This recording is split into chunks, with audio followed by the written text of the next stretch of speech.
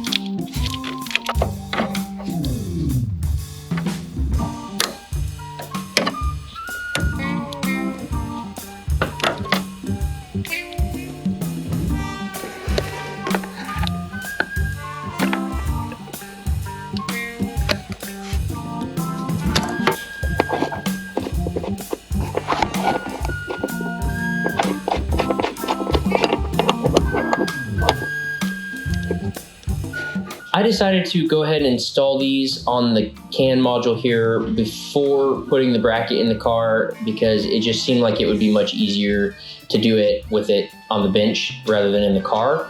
And as you can see me pointing, they do have little detents in there so that you can only line them up one way. And so you're gonna press them in and then just start screwing them in and they should go in fairly easily.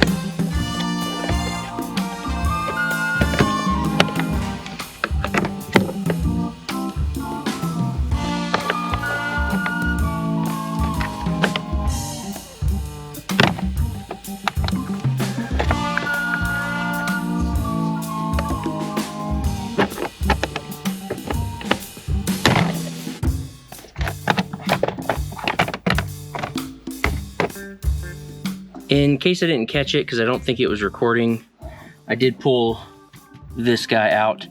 This is this surround. There's 2 screws that are over here. One goes right there. I think one goes right there.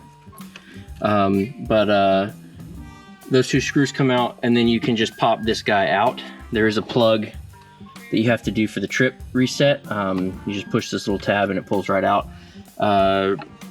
It's pretty easy. I don't think I recorded it though, so sorry about that. Continuing on with these guys, there's 4, 1, 2, 3, and 4, and that'll catch you back up to what I may or may not have filmed.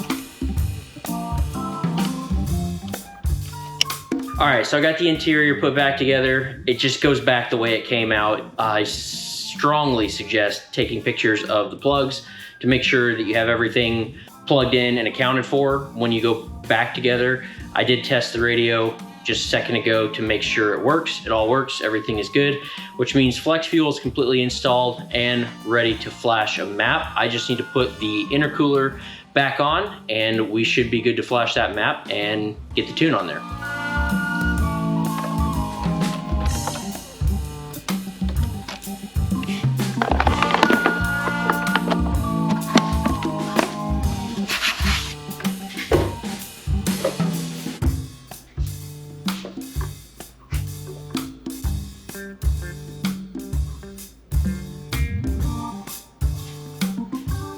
Okay, so we're flashing the car right now, but actually technically I'm uninstalling the access port because that whatever Flex Fuel logic that has been updated onto the access port now has to be installed to the car.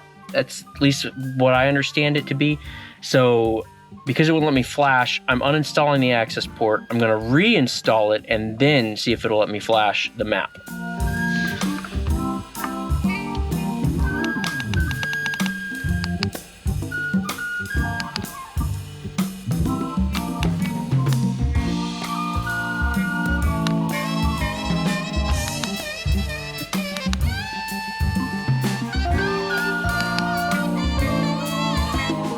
Okay, so that wraps up the install and everything. I've got the car flashed. I did have to uninstall the access port, reinstall it, then flash, and it said something on the screen about needing an ECU update, which is part of the flash.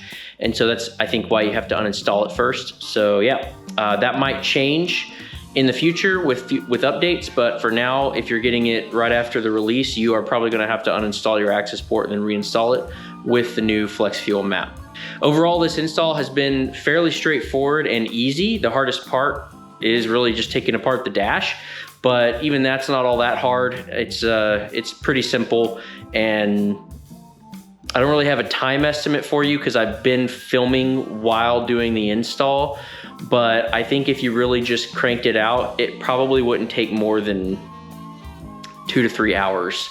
Now that the install is complete, it's time to get onto the tuning side of this and go out and get some data logs and see what happens. I'm gonna end this video here though, so be sure and like and subscribe to the channel because I'm gonna have the next video out where I cover some of the tuning and the previous video to this one where I did the unboxing, so be sure and check that out as well.